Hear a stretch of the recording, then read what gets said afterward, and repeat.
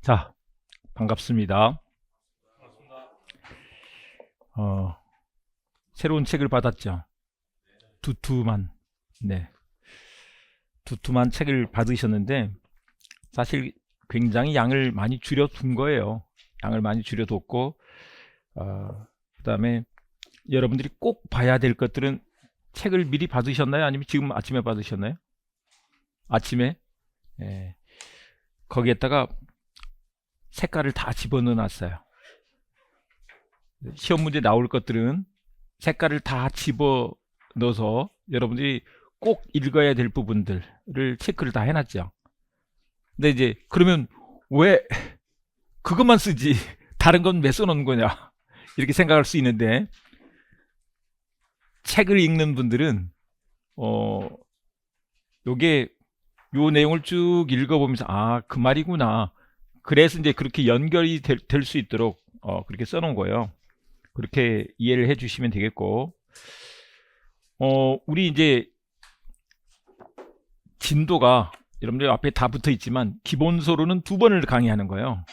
요거 한 번 하고 그 다음에 한 번 더 하고 한 번 더 하는데, 그럴 수밖에 없는 게 입문 강의 때 여러분들이 조금 들어보셨지만 사실 이게 앞의 내용을 알아야 뒤를 알고 또 뒤의 내용을 알아야 앞을 알 수 있거든요.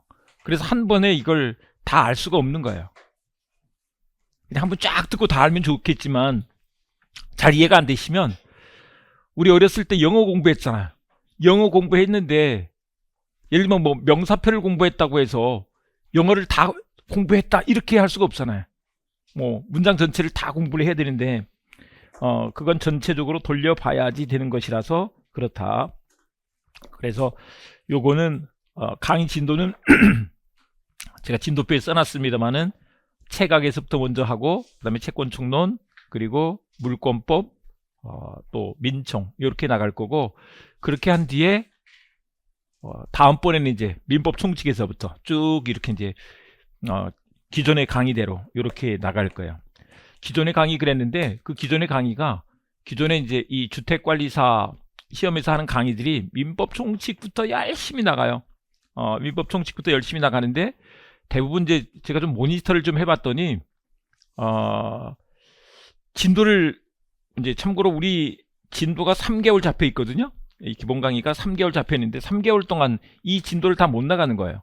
그래서 다음 진도 때까지 계속 이 진도를 나가고 한 5개월을 진도를 나가는 것 같더라고요. 그 정도 되는 분량인 거예요, 원래는. 5개월 정도 이렇게 나가는데 저는 그렇게 하지 않고 신공을 발휘해서 압축적으로, 그리고 또 우리가 시간을 6시간 잡아놨잖아요. 6시간 잡아놔서 그렇게 맞춰 드릴 거고, 만약에 안 되면 따로 시간을 내서라도 여러분들하고 꼭 그 진도를 맞추고, 같은 내용을 한 번 본 게 기억에 잘 남겠어요? 2번 본 게 더 기억에 잘 남겠어요? 2번 보는 게 더 기억에 잘 남는 거잖아요. 한 번 보고 바로 다 알 수 있다라고 한다면 굳이 공부를 여러 번 할 필요 없는 거 아니에요? 한 번만 딱 듣고 시험 보면 되지. 근데 세상에 그런 사람이 없잖아요. 그럴 수가 없는 것이기 때문에 횟수를 많이 돌릴 필요가 있어요. 그래서 그렇게 해드릴 것이다. 근데 한 가지 더, 근데 이제 더 중요한 것은 우리 공부할 때 이 기본서를 가지고 시험장에 가는 사람은 아무도 없어요. 나중에 가면 이제 더 얇은 자료를 가지고 가자. 근데 그런 자료들을 제가 이제 만들어서 여러분들한테 드릴 거예요. 교재로도 만들고 자료로도 만들어서 드릴 건데, 그러면 그거만 보면 되지 뭐하러 이렇게 두꺼운 걸 봐. 근데 그렇지 않다니까요. 근데 제가 요즘 이 또 지도하는 학생들 이렇게 봤더니 너무 기초적인 걸 놓치고 가는 경우들이 많이 있더라고요. 그래서 그냥 그 기초적인 어떤 소위 말해서 입문 강의를 제대로 들었으면 그냥 맞출 수 있는 것을, 그 핵심 요것만 보다 보니까 핵심에는 그 아주 기초적인 내용 그걸 써놓지는 않거든요. 그래서 그 놓치는 경우들이 많이 있더라고요. 그래서 전 과정을 다 소중하게 생각하고 따라와 주시면 좋겠고, 근데 이제 우리 처음에 시작할 때는 그걸 강조하죠. 시작이 반이다 이런 얘기 하죠. 시작이 반이니까 잘 하시고, 근데 중요한 것은 합격하려면 어떻게 해야 돼요? 시험장에를 가야 될 거 아니에요. 근데 막판에 시험 공부를 안 하면 시험장에 양심상 시험장에 가져요, 안 가져요? 안 가지잖아요. 그러니까 어떻게 해야 돼? 막판에 공부를 열심히 하자. 쭉 가는 과정인데, 시험 공부가 마라톤이에요. 마라톤이기 때문에 너무 급발진해서 너무 열심히 뛰지 말고, 좀 천천히 이렇게 스텝 바이 스텝으로 이렇게 나가도록 하자고요. 기본 강의는 이제 이 책을 잘 보는 게 중요해서 이제 책을 띄워서 여러분들한테 설명을 해드릴 거예요. 책을 띄워서 설명해 드릴 건데, 그래도 민법이 어떻게 되는지를 간단히 좀 보기 위해서 첫 시간에는 PPT로 좀 정리를 좀 해봤습니다. 어쨌거나 이렇게 가면, 우리 교수님들하고 같이 가면 절대 붙는다니까요. 떨어질 것 같은 분, 그동안에 사실 떨어져 보기도 하고 그래서, 근데 그런 게 아니고, 아니 사람들이 물어보더라고 자꾸. 사실 가능성이 100%인 건 아무것도 없어요. 근데 대부분 불안감이 다 있는데 그거를 끝까지 딱 붙들고 가는 사람은 성공을 하더라고. 그러니까 일단 우리 왜 그런 게 있잖아요. 될 놈 되리란 말이 있죠. 말부터 아침부터 놈이라 그러니까 이 사람은 될 사람은 놈이라고 하지 말자고요. 될 사람은 어떻게든 될 거니까. 겨울 되면 또 감기도 걸리고 할 거잖아요. 요즘 뭐 코로나도 뭐 유행이라 그러는데 코로나 걸리기도 할 거잖아요. 그래도 붙는다고. 아셨죠? 예, 중간에 좀 아프시더라도 나중에 다 이겨내는 거니까, 그때부터 미리 예방주사 놓은 거예요. 나 또 오래 안 되나 봐. 막 그런 생각하지 말고 딱 달려가자고요. 절대 붙는다. 처음에 민법전의 구성 그랬는데, 우리 민법이 어떻게 이루어져 있느냐 그러면 민법 총칙, 물권법, 채권법, 그리고 친족법, 상속법, 이렇게 이루어져 있는데, 이 물권법, 채권법을 재산법이라고 하고, 친족법, 상속법을 무슨 법? 가족법 또는 뭐 신분법이라고도 이렇게 불러요. 그런데 우리 시험 범위는 이렇게 친족법, 상속법 빼고 나머지 이것들만 시험 범위라는 거죠. 그래서 순서대로 이렇게 쭉 돼 있다. 민법 총칙, 물권법, 채권법, 친족법, 상속법. 네. 근데 우리는 재산법에 관해서 공부를 한다. 가족법에 대해서 막 궁금하시면 나중에 제가 여러분들한테 우리 해커스 주택관리사 공부하시는 여러분들한테 따로 강의를 해드릴게요. 이건 농담입니다. 관심 갖지 마시고 하시면 돼요. 근데 이제 여기 봐보면 총칙이 있으면 이런 것들을 뭐라고 한다고요? 요것들을 각칙이라고 한다고. 총칙이 있으면 각칙이 있다. 그런데 요걸 좀 유식하게, 시험 문제 안 나오는 거예요. 우리 민법은 판택된 체계로 이루어져 있다, 이렇게 말해요. 총칙, 각칙으로 법을 만드는 걸 뭐라고 한다고요? 판택된 식이라고, 판택된 체계다, 이렇게 말을 한다고. 그런데 이게 왜 이렇게 총칙, 각칙으로 만들었느냐 그러면 이런 거요. 여기 민법인데 AX 더하기 BX 더하기 CX 더하기 DX 이렇게 돼 있잖아요. 근데 여기에 다 공통된 것들이 있어. 이를테면 우리가 이제 잠깐 인문 강의에서 들었지만 임대차 계약, 또 전세권 설정 계약, 저당권 설정 계약, 이렇게 얘기를 했단 말이에요. 그것들이 다 지금 뭐가 붙어 있어요? 계약이 붙어 있잖아요. 계약이에요, 계약. 계약인데 그 원리는 다 똑같은 거거든요. 근데 그걸 때마다 야, 계약은 이런 거야 하고 거기다 다 써붙이면 내용이 너무 많아지는 거예요. 그래서 한꺼번에 그냥 이렇게 정리를 해버린 거죠. X를 딱 정리해서. 이게 총칙인 거죠. 총칙, 그 다음에 물권, 채권, 친족, 상속 이렇게 해두는 거예요. 네. 그래서 공통된 것들을 모아서 총집합시켜서 법칙으로 정해버려. 우리 채권 강론 가서도 여기 채권법 가면 총칙, 각칙이 또 있죠. 또 각칙 가서도 계약법 내에 총칙, 각칙이 또 있어요. 계속 그런 식으로 같은 말을 계속 여러 번 하게 생겼네. 그러면 모아서 총칙, 그리고 나머지 각칙. 민법만 그런 게 아니고 다른 법들도 이렇게 써놨어요. 다른 법들도 이런 식으로 써놨다. 근데 이제 기존의 강의는 이런 식으로 이렇게 쭉 진행이 됐다고. 다른 강의들도 다 이런 식으로 했어요. 우리 이런 식으로 하다 보니까 요 내용들을 알아야 민법 총칙을 알게 되는데, 그걸 모른 채 민법 총칙부터 열심히 공부하다 보니까 미쳐버리겠네. 원래 각칙이 좀 세부적인 내용을 좀 알고 그걸 보면 훨씬 쉬워지죠. 그래서 처음에는 이렇게 해드리겠다고, 그리고 다음에는 이렇게 강의를 해드리겠다고. 이렇게 하는 이유가 또 있어요. 우리 그런 거 있죠. 왜 옛날에 어렸을 때 공부하실 때 좀 어려운 과목들, 영어 문법책이나 옛날에 뭐 성문 종합영어나 수학의 정석이나 이런 것들 보면 책이 앞에만 시커매. 반성이 되죠. 앞에만 시커멓고 뒤에는 깨끗해. 사실 수학 문제가 저 뒤에서 다 나오는 거 아니에요.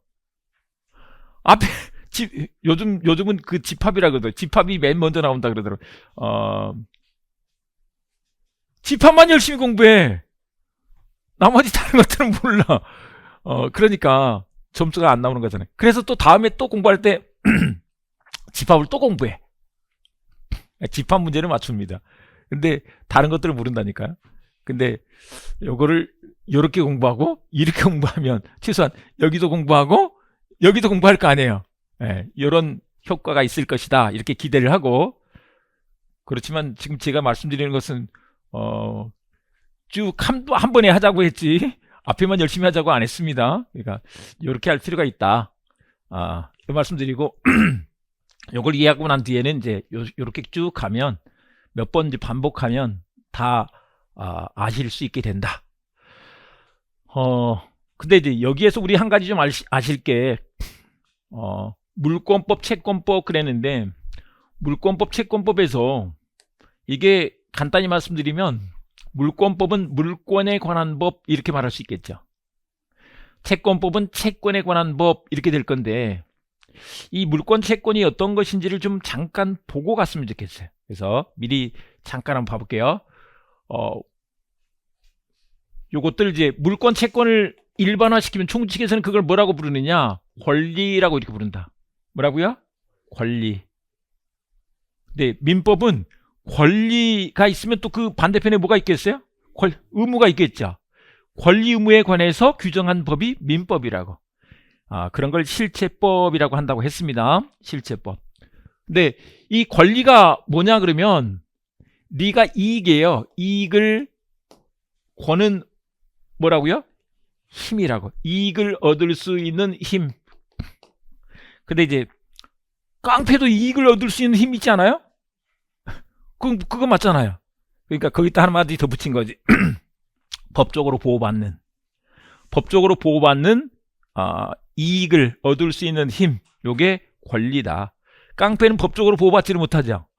그러니까 권리가 아닌 거지. 이렇게 되겠습니다. 근데 그 권리 중에서 우리는 물권과 채권을 공부한다고. 근데 이제 물권은 어떻게 읽으면 된다고요? 물건에 대한 권리라고. 이익을 얻으려면 뭔가 대상이 있어야 될 거 아니에요. 뭐로부터 이익을 얻을 거 아니냐고. 뭐로부터. 근데 그 물권은 뭐라고요? 물건으로부터 이익을 얻는다고. 됐죠? 그게 물권이라고. 근데 그 물권에 점유권과 본권이 있는데, 점유권은 갖고만 있으면 인정되는 권리다.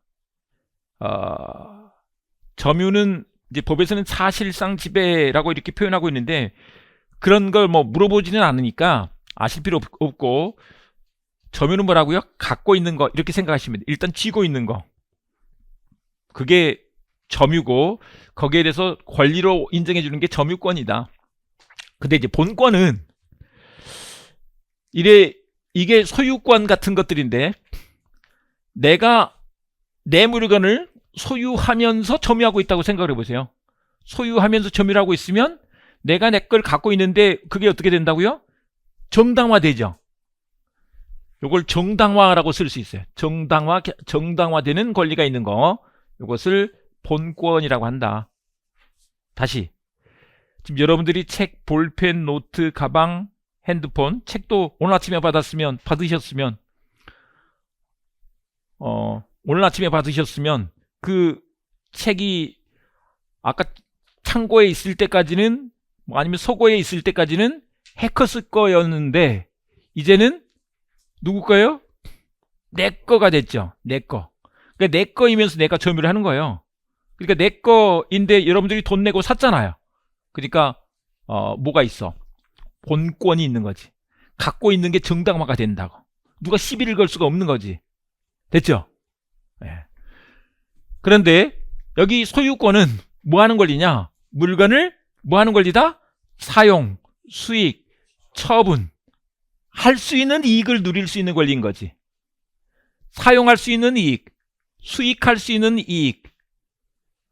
내가 그걸 다른 사람한테 세를 줘서 세를 받으면 수익을 할 거 아니에요. 렌트비를 받아. 그러면 수익할 수 있는 이익. 가다가 팔 수 있는, 돈으로 바꿀 수 있죠. 그래서 요거를 이제 특히 사용 가치를 지배한다 이렇게 표현하고, 요걸 교환 가치를 지배한다라고 해서 소유권은 물건을 전면적으로 지배한다 이렇게 말을 해요. 그런데 그걸 제한적으로만 갖는 권리들이 있는데 거기에 용익물권과 담보물권이 있다 이렇게 말을 한다. 용익물권은 그 물건을 여기서 보면 사용 수익할 수 있는 물건인 거예요. 사용 수익할 수 있는 물건이 용익물권인 거지.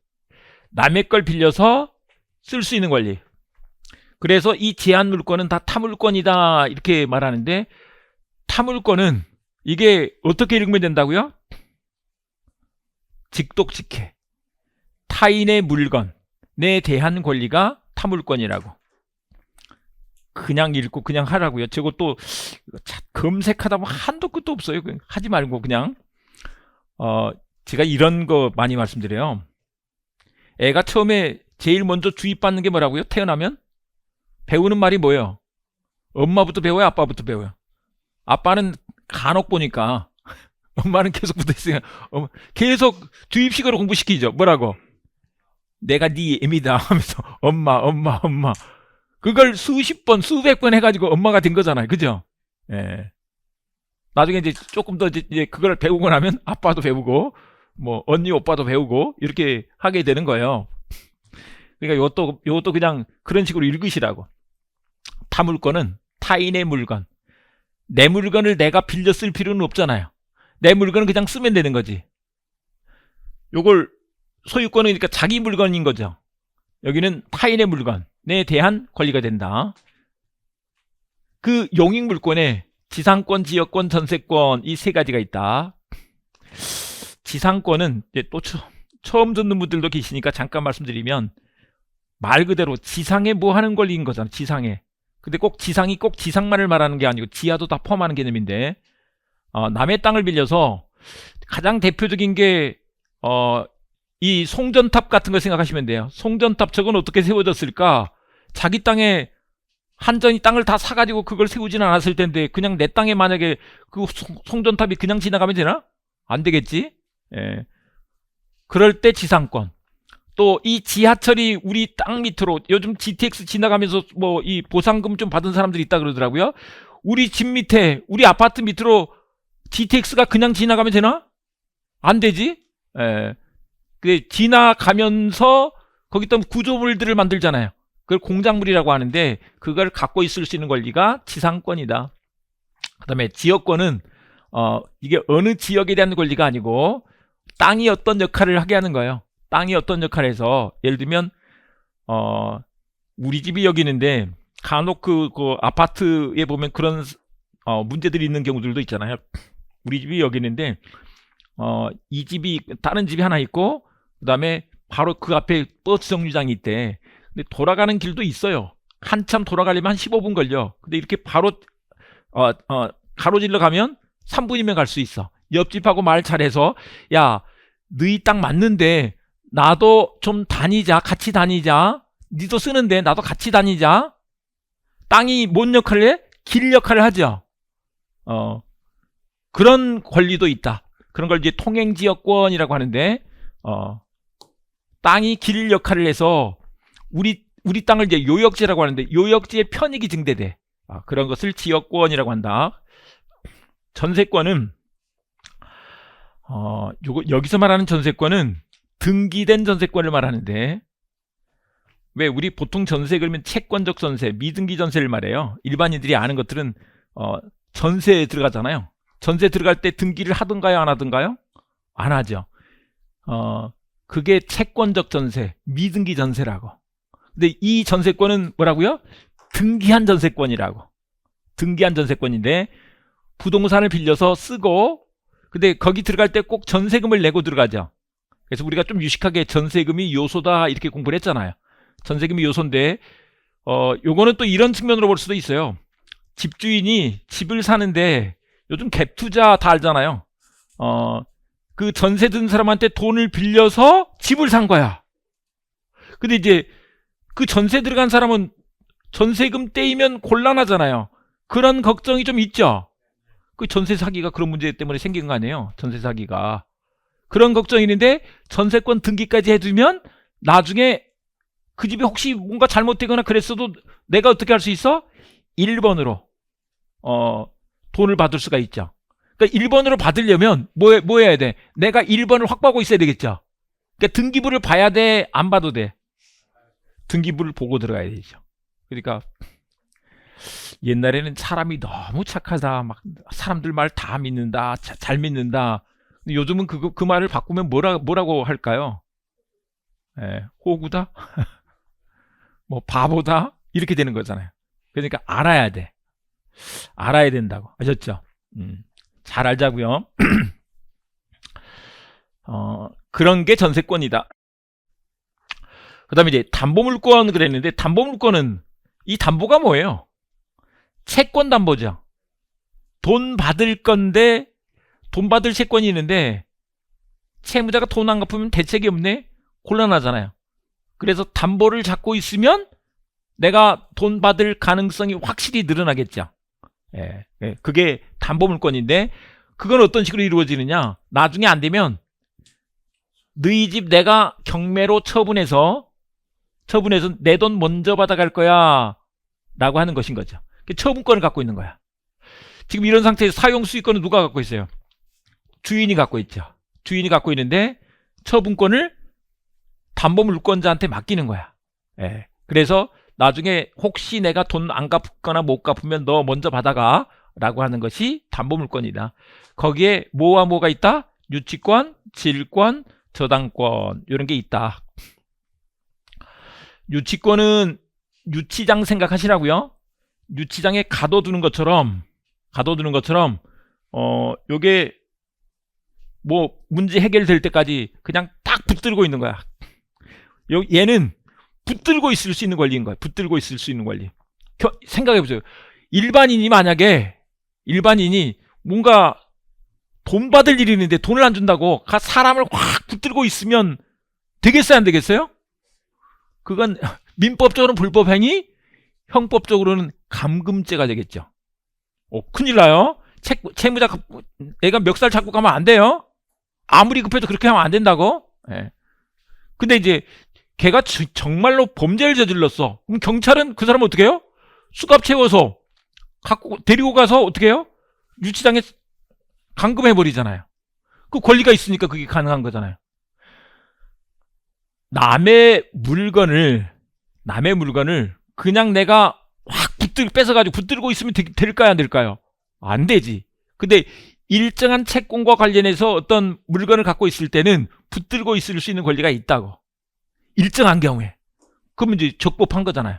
그런 것처럼 줄 때까지 붙들고 있을 수 있는 권리가 유치권이다. 네. 그 다음에 질권은 뭐 하는 거라고요? 인질 생각해보라고. 인질 붙들어 두는 거야. 전당포 생각하시면 제일 쉬워요. 전당포에 갖다 맡겼네. 그러면 전당포는 질권자가 될 건데 돈 갚을 때까지 그거를 좀 옛날 감성으로 얘기하자면 폐물 같은 것을 붙들고 있다가 돈 갚으면 돌려주고 안 갚으면 그렇죠. 그걸 처분해서 내 돈 먼저 받는 거죠. 요즘 애들은 노트북을 많이 맡긴다고 하더라고요. 네. 돌려줘야죠. 안 돌려주면 큰일 나요. 아, 돌려줘야 된다니까? 나머지는 돌려줘야 돼. 아, 민법적으로 이거 한번 잠깐 그 얘기 질문 들어왔으니까 잠깐 말씀드려보면 민법적으로 폭리를 취하면 될까요? 안 될까요? 아, 이게 될 것 같아요? 안 될 것 같아요? 아, 안 된다고. 폭리를 취하면 안 되도록 다 법에 여러 군데 규정이 있다. 우리 민법에 607조, 608조가 있고요. 또 민법 총칙에서 민법 제 104조가 있어요. 저 인간이 뭔 소리를 하나. 여러분들이 이제 공부를 많이 하다 보면 그런 조문들이 이게 입에 좀 붙을 거예요. 그리고 이제 특별법으로 가등기 담보법 이런 것들도 있어요. 그래서 철저하게 그런 불공정한 것들이 있으면 안 되도록, 약관법에 가면 불공정 약관은 무효가 되도록 또 규정을 해놨어. 불공정한 걸 인정한다고 안 한다고? 안 한다고. 그런 거 하면 안 된다고 이렇게 해놨다. 저당권이 우리가 제일 많이 알고 있는 거죠. 저당권은 은행에서 돈 빌려주면서 채무자가 돈 잘 갚도록, 돈 안 갚으면 그걸 저당 잡고 있다가 돈 안 갚으면 그 아파트를 경매로 팔아서 거기서 나온 돈으로 먼저 받아가는 것인 거죠. 이게 저당권. 근데 사실 채권자가 굳이 그걸 갖고 있는 게 좋겠어요? 그냥 저당권만 갖고 있는 게 좋겠어요? 저당권만 갖고 있는 게 좋겠잖아요. 그래서 저당권 제도가 많이 쓰이고 있죠. 아셨죠? 그래서 이렇게 된다. 이렇게 받으시고, 물권이 관습법에 의해서도 인정이 된대요. 그런 것으로 분묘기지권과 관습법상 법정이상권 이런 게 있다. 민법전 말고도 뭐라고요? 관습법에 의해서도 이런 권리들이 인정되네 하는 것을 봤습니다. 네, 참고로 이런 것들을 쭉 이렇게 지금 말씀을 드렸는데 앞으로 물권법에서 공부할 내용들이에요. 근데 이제 요거를 한번 전체적으로 어떤 권리가 있는지 한번 잠깐 알고 채권법 들어가는 게 좋을 것 같아서 지금 미리 한번 보는 거예요. 분묘기지권은 다 알고 계시긴 한데, 분묘가 뭐예요? 분묘가 우리 묘지, 우리 조상의 묘, 조상의 묘가 있는데 뭐 할아버지 할머니, 요즘 할아버지 할머니가 100세 넘는 분들도 많이 계시더라고요. 그러니까 증조 할아버지, 증조 할머니는 보통 다 돌아가셨죠. 증조 할아버지, 증조 할머니 이런 분들 묘가 있는데, 그게 우리 선산에 있을 때, 내 땅에 있을 때는 이런 문제가 생기지 않겠죠. 근데 그게 남의 땅에 있을 때, 우리 공원묘지 같은 것도 남의 땅에 있는 거잖아요. 약정으로 분묘기지권을 갖고 있는 거예요. 약정으로. 근데 그 분묘를 남의 땅에 그냥 갖고 있으면 안 될 거 아니에요. 남의 땅을 쓸 수 있는 권리가 있는 거지. 그게 분묘기지권이다. 근데 처음 보는 분들은 좀 어려운데, 이것도 그냥 우리 일반 용어에서 생각하시면 돼요. 미군기지 생각해보면 금방 이해가 돼요. 미군기지가 있는 그 평택 땅이 미국 땅이 아니잖아요. 미국 땅이 아니고 우리나라 땅이잖아요. 근데 미군들한테 빌려줬어. 그래서 거기다가 무기고도 짓고 경납고도 짓고 뭐 숙소도 짓고 해서 그 땅을 쓸 수 있는 권리를 우리나라가 제공을 한 거죠. 그래서 미군이 그걸 쓸 권리가 있는 거죠. 그게 이런 개념이라고. 분묘기지권. 분묘를 관리하고, 그 다음에 또 곧 추석인데 성묘도 다닐 수 있는 권리를 인정해 주는 게 분묘기지권이다. 관습법상 법정이상권 중요한데 관습법상 법정이상권 내용을 지금 알기에는 좀 어려워요. 그래서 나중에 공부를 합니다. 이런 물권들이 있더라, 이런 권리가 있더라. 네, 요렇게 되죠. 그 다음에 이제 채권법의 체계라고 할 건데 일단 채권은, 물권은 뭐에 대한 권리라고요? 물건에 대한 권리라고. 근데 채권은 어떤 권리일까? 이게 채권은 얼른 잘 안 보여요. 근데 이거를 풀어서 보면 안다. 채권인 거야. 사람한테 책임을 묻는 권리가 채권인 거죠. 권자는 약자로 이렇게 쓰는데 채권이라고. 사람에 대한 권리. 제가 이분한테 돈을 10,000원 받을 채권이 있다고 생각을 해보자고요. 그러기 싫다고요? 반대로 해보세요. 근데 채권이 있어. 그러면 10,000원을 받을 채권이 있는데 채무자가 채권자한테 그 10,000원을 줘야 채권자가 만족, 이익을 얻겠죠. 예, 그래서 채무자가 10,000원을 주는 행위로부터 이익을 얻는 거예요. 정확하게는 채무자가 아니고 채무자가 10,000원을 주는 행위, 채무자의 행위로부터 이익을 얻는다, 이렇게 말한다. 채무자의 행위를 이론적으로 뭐라고 한다고요? 급부라고 한다고.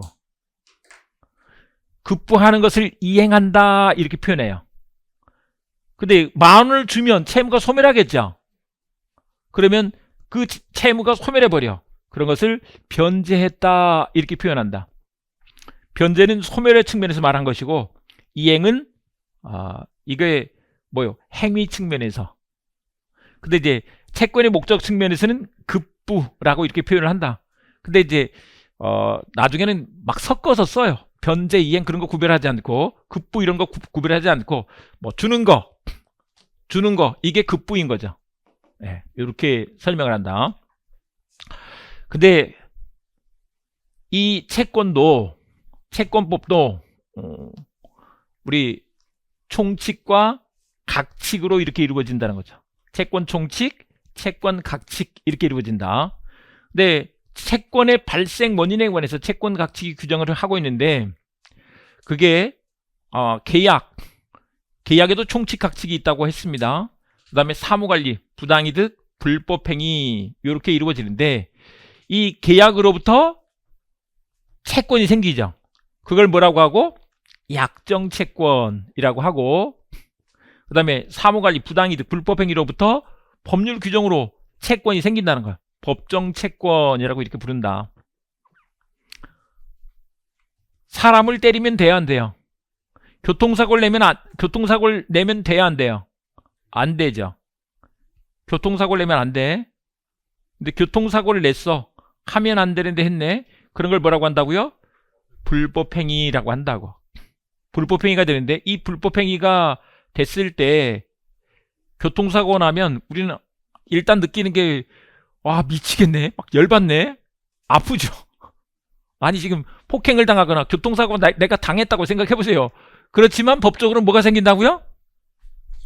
채권이 생겼다고. 750조에 의해서. 내 거를 다른 사람이 가져갔는데, 아니면 뭐 줬다고 생각을 해보자고요. 원인 없이 가져갔어. 법률상 원인 없이 가져갔어. 그건 정당해요, 부당해요? 부당하죠. 이런 거 한번 생각해 볼까요? 도둑이 내 자전거를 훔쳐갔어. 훔쳐가는 거 불법행위 맞죠? 하면 안 되니까. 그렇지만 자전거가 그 집에 있죠. 자전거가 그 집에 있는데 이득을 지금 어쨌거나 얻고 있는 거죠. 근데 그게 정당해, 부당해? 그 부당이득 반환 채권도 생기는 거예요. 됐죠? 손해배상 채권은 물론이고 뭐 또 생겨? 부당이득 반환 채권도 생긴다고. 그게 그 사람이 갖고 있는 게 부당하네. 부당이득 반환 채권이 생긴다는 것이다. 네, 요렇게 되는데 우리 인생을 봤더니 이것들은 계속 우리하고 관련이 돼 있더라고요. 보니까 계속 관련이 돼 있어. 오늘 아침에 오실 때도 다 계약관계가 있었다. 커피 산 것도 계약관계, 그 다음에 사실 전철 타는 거, 버스 타는 것도 우리가 의식하지 못하고 있지만 다 계약관계가 다 있는 거예요. 학원에 온 것도 지금 계약관계가 있어서 오신 거야. 지금 강의를 영상으로 듣고 계신 분들도 계약관계가 있어서 지금 듣고 계신 거예요. 그렇죠. 근데 하다 보면 부당이득 불법행위가 될 때가 많이 있죠. 근데 이게 더 많아, 사실은. 교통사고는 평생 안 당할 수도 있죠. 근데 생기는 경우도 있잖아요. 교통사고 한 번도 차 운전하면서 한 번도 안 긁어보신 분. 저는 2번. 네. 그 다 불법행위를 저지른 거 아니에요, 지금. 교통사고를 냈으니까. 아니, 큰 사고는 아니고 그냥 긁고 좀 받고 그랬어요. 많이 다치지는 않고 그래서 상관없었는데 어쨌거나 이런 것들이 생기기도 하잖아요. 우리 주변에 있는 일들이에요. 그래서 이렇게 된다. 채권법이 총칙학칙. 그러면 이제 다시 일반론적으로 여기에 공통된 것들을 뽑아서 어디다 써놨다고요? 채권 총칙에다 써놨다고. 근데 이걸 좀 알아야 채권 총칙이 쉬워지는 거예요. 근데 그래서 나중에 이제 총칙을 논하면 총론, 각칙을 논하면 각론 이렇게 되는 거죠. 총론, 각론, 총칙, 각칙. 네, 이렇게 된다.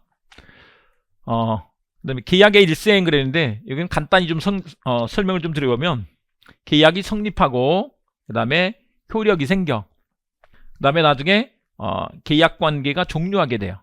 계약 관계의 종료 이렇게 가게 되는데 항상 성립과 효력이 문제된다 이렇게 생각하시면 돼요. 근데 순서가 화살표로 했잖아요. 뭐가 먼저 돼야 돼?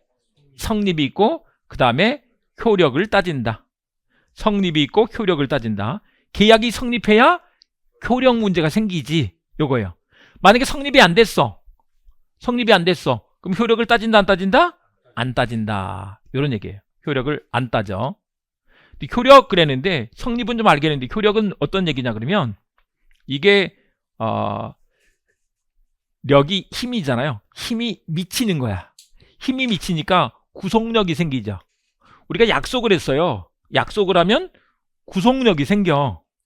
애들하고 집에서 약속을 해도 이번 추석 때 뭐 하자고 이미 약속하신 분들이 있죠. 그러면 그 약속을 지켜야 돼? 안 지켜도 돼? 지켜야죠. 지켜야 돼. 지켜야 되는데 그거는 이제 법적인 구속력이 없으면 안 지켜도 돼. 법적으로는. 근데 이제 우리 법적 구속력이 있는 계약을 했다 그러면 만약에 그 계약을 했는데 안 지켜. 그럼 어떻게 되는 거예요? 큰일 나죠. 지켜야지. 그래서 계약에 효력이 생긴다. 법에서 강제를 해요. 강제력이 생긴다. 계약이 성립됐을 때 이걸 권리 근거 사실이다 이렇게 말하는데 뭐냐면 이제 요건 이제 소송의 측면에서 생각을 해보자고요. 제일 소송이 많은 게 뭘까요, 여러분? 소송 중에서 제일 많은 게 뭘까요? 우리는 저 법원에 서초동에 제일 많은 사건, 민사소송 사건 중에서 제일 많은 게 뭘까요? 어떤 거? 돈 빌려준 거. 예. 돈 빌려줬는데 안 갚는 거. 그러면 이제 돈 빌려줬는데 안 갚아요를 주장하면서 채권자가 채무자를 상대로 소송을 제기를 할 거 아니에요. 그럴 때 뭘 들고 갈까요? 채권 증서를 갖고 가겠죠. 그 채권 증서가 소비대차 계약이 있어. 예를 들면 이런 거죠. 내가 너한테 돈을 뭐 1,000만 원을 빌려줬는데 안 갚잖아. 빨리 내놔 라고 할 거 아니냐고. 소비대차 계약을 맺은 거죠. 이자율까지 다 계산해가지고. 그게 권리 근거 사실인가요? 근데 야 그거 효력 안 생겼어 이렇게 이제 상대방은 채무자는 주장할 수 있게 되겠죠. 요걸 이제 가지고 소송에서는 항변한다 이렇게 표현합니다. 그것까지는 몰라도 되고 그 다음에 이제 권리가 효력이 생겼어 이런 게 없어야 이렇게 되겠죠. 권리 행사가 가능하게 되겠죠. 권리 행사가 가능할 건데 만약에 돈을 갚았어 그럼 권리가 소멸했을 거 아니에요. 내가 그때 갚았잖아. 그게 갚았을 때 영수증을 받는 이유가 뭐예요? 증거를 남겨놔야 될 거 아니에요. 나도 잊어버려 요즘 하도 일이 많으니까 많이 잊어버리죠. 근데 그게 제가 좀 생각을 해봤어요. 좀 생각을 해봤는데 애들은 잘 안 잊어버리죠. 어른들은 잘 잊어버리잖아요. 그게 왜 그럴까요? 그건 너무 슬프더라고. 그래서 생각을 해보니까 애들은 사실 입력되어 있는 게 이게 정보가 많지 않아. 근데 어른들은 생각을 해보세요. 이건 과학적인 건 아니에요. 과학적인 건 아니고 어른들은 입력되어 있는 정보가 너무 많은 거야. 지금까지 그러면 10살짜리 애는 10년치 정보밖에 없잖아요. 근데 30살, 40살 되면 그 정보가 얼마나 많냐고요. 30년, 40년 동안에 그 정보가 다 들어가 있으니 얼마나 많냐고. 그걸 꺼내기가 복잡한 거죠. 어려운 거죠. 그래서 그런 거다. 꼭 기억력이 나빠져서 그런 건 아니야. 아니, 생각을 해보세요. 저도 야구 좋아하는데, 야구 신인 선수가 항상 잘해요? 노장도 잘하기도 하죠. 이대호 선수는 은퇴 시즌에 타율이 3할이 넘었어요. 근데 신인 선수가 3할 되는 애가 그렇게 많지는 않죠. 그렇다니까요. 그러니까 요거예요. 될 놈 되리야. 잘하는 사람은 나이가 들었어도 잘하고 못하는 애는 어려서도 잘 안 돼. 그러니까 그런 건 아니고 그렇게 보면 어떻게 하느냐에 따라서 결과가 달라지는 것 같더라고요. 그러니까 내가 나이 들어서 그러면 나이 들어서 그런 말을 하지 말고 내가 어떻게 하면 이걸 극복할 수 있을까 이렇게 물음표를 바꿔보시라고. 그러시면 된다. 제 친구가 지금 로스쿨 교수를 하는데 검사하다가 이제 나중에 나와서 지금 형사법 교수를 하고 있어요. 걔는 보니까 애기를 안고도 이렇게 책을 보고 있더라고요. 애기를 안고도. 애는 봐야죠. 애를 안 봐? 그럼 큰일 났잖아요. 애는 보는데 내가 필요해. 그럼 보는 거잖아요. 합격하시는 분들 봤더니 뭐 고시에서도 임신해가지고도 붙더라고요. 설거지 하면서도 틀어놓고. 꼭 그러라는 건 아니에요. 여러분들도 꼭 그러라는 얘기는 아니야. 설거지 하면서도 틀어놓고 계속 듣는 거예요. 여러분들도 그렇게 해보고 싶죠? 낭만이 있네. 아니, 집중적으로 그렇게 하면 된다니까요. 나이 탓이 아니라고요. 나이 탓이 아니고 쭉 하고 나중에 막판에 바짝 할 수 있는 힘만 있으면 붙어요. 근데 마지막에 바짝 안 하면 사실 저 며칠 전 일은 잘 생각이 안 나잖아요. 그러니까 시험 직전에 그걸 한번 봐주고 들어가야 돼. 시작이 반이니까 이제 반은 한 거고 나머지는 뭐라고요? 마지막에 바짝 할 수 있도록 이렇게 하는 게 필요하다. 근데 마지막에 바짝 하시려면 그동안에 설거지 하면서도 이렇게 좀 들어보기도 하고 뭔가 오가면서도 민열 강의도 듣고 강양구 강의도 듣고 이렇게 들으시면서 그게 그랬었지 이렇게 하시면 리마인드가 잘 되잖아요. 네, 그러시면 붙는다고. 자, 그렇게 하시고요. 그 다음에 권리 저지 사실, 권리 멸각 사실. 권리 저지 사실은 대표적으로 이따 공부할 건데 지는 안 주면서 우리 기브앤테이크 계약에서 기브하면서 테이크를 해야 될 거 아니에요. 아니, 결제 먼저 도와드릴게요. 그러면 안 된다니까. 지도 물건 내놓으면서 결제를 받아야지. 그러면 어떻게 할 수 있다고요? 같이 이행합시다. 동시이행의 향병권 행사할 수 있잖아요. 그렇죠? 그럴 수 있는 거 아니에요? 아니, 아파트 잔금 치르는데 그쪽에서 등기 갖고 오지도 않아.